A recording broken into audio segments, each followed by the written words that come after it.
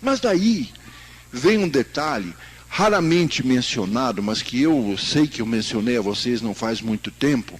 A partir deste instante, diz que virou a sorte de Jó, ou seja, de um cara arrebentado, ele começou a prosperar outra vez. Todavia, isso não aconteceu do nada. Isso aconteceu de alguma ação simples, talvez, no seu primeiro momento, mas que gerou uma riqueza especial para ele. Diz aqui: então vieram a ele todos seus irmãos, que nunca mais tinham nem lembrado dele. Cada um deles lhe deu uma peça de dinheiro e um pendente de ouro. E assim abençoou o Senhor o último estado de Jó mais do que o primeiro, e teve 14.000 ovelhas, 6.000 camelos, e 1.000 juntas de bois e 1.000 jumentas. O que aconteceu? Na realidade, ele tinha, a única coisa que ele tinha era uma pedra muito grande no sapato dele, que era aquela derrota que ele tinha sofrido. Ou talvez caindo, batendo na cabeça dele, aquela pedra todo dia um pouquinho. Era uma situação zerada, ele não tinha nada. Aí de repente vieram as pessoas e começaram a contribuir com alguma coisa na sopinha dele. O que era? Um dinheiro e um pendente. Mas gente, ele não deveria ter tantos irmãos, tantos amigos assim, para dizer que houve 10.000 dinheiros, 10.000 pendentes. Devia ter aí uns 50. Só que aquilo foi o início de uma recuperação, de tal maneira que ele se tornou ainda mais rico do que antes. Eu volto a citar aqui um verso bíblico que eu gosto.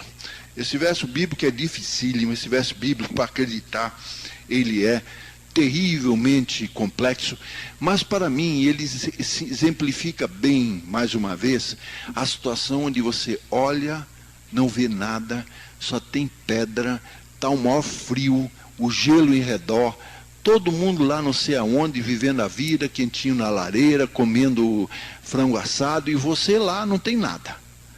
E isto está na palavra dita por Isaías no capítulo 50, verso 10.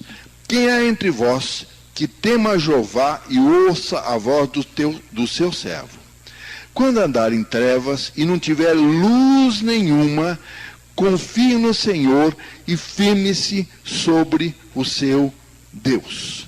É curioso que nós talvez tenhamos a maior dificuldade para uma pessoa acreditar, confiar, se inteirar de Deus, é que existe uma espécie, eu gosto muito desse termo, vocês vão dizer que é caguete meu, paradoxo. Paradoxo é o seguinte: uma coisa que quando dita parece que significa o contrário.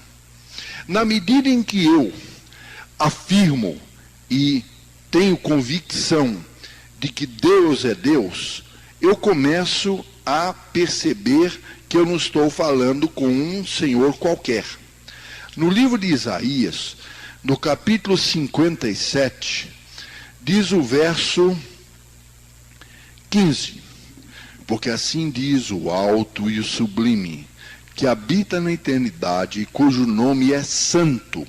Em um alto e santo lugar habito, e também com contrito e abatido de espírito, para vivificar o espírito dos abatidos e para vivificar o coração dos contritos.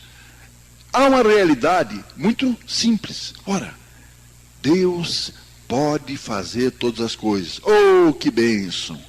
Deus tem um poder absoluto, onisciente, onipotente, onipresente, etc. tal. Quanto mais eu me convenço da absoluta condição de Deus, mais eu compreendo que euzinho aqui não tenho nenhum tipo de identidade normal com Deus. Deus é eterno. Se eu viver 100 anos, até que vivi bastante. Deus tem uma condição intocável. Qualquer bicicleta que me atropelar vai doer muito. E se o meu sapato apertar, e se eu não comer a comida na hora certa, eu sou realmente uma coisa simples. Tanto assim que o salmista, no Salmo 115, lá verso 16, diz o quê? Os céus são os céus do Senhor, mas a terra deu-a ele aos filhos dos homens. Só tem um problema. Quando Deus deu a terra aos filhos do homem, ele deu aquele jardim do Éden, né? Beleza, todo organizado, todo produtivo, todo maravilhoso. Aí veio o homem, desorganizou tudo, não cumpriu as regras do jogo, fez uma confusão e o mundo passou a ser um problema. Ah, esse mundo é uma dificuldade, a gente sofre tanto e precisa lutar e trabalhar, e agora está calor, depois está frio, e existe isso, existe aquilo. Ou seja, nossa habitação, nosso lugar, positivamente, é o lugar de limitação, enquanto Deus está absolutamente na eternidade. Aí então vem aquele negócio. Muito bem, a maior dificuldade de criar uma sopa de pedra é, eu preciso tomar uma iniciativa de me aproximar de Deus. Mas espera lá, qual a distância entre Deus e a minha pessoa?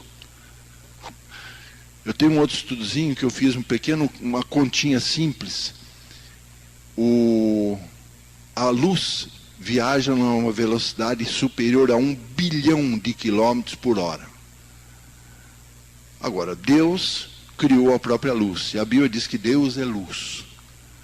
Então é gozado, é um estudo chamado No Original. Então, num certo sentido, você diz, bom, tudo bem, você quer que eu tome uma iniciativa, mas o que eu vou conseguir com isso? Nós estamos falando daquele Deus de barro, daquele ídolo, daquele grande representante divino na Terra? Não, nós estamos falando do próprio Deus.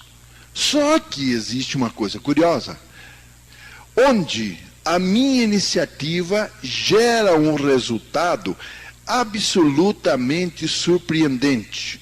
Lá em Tiago, no capítulo 4, verso 8, diz assim: chegai-vos a Deus, e ele se chegará a vós.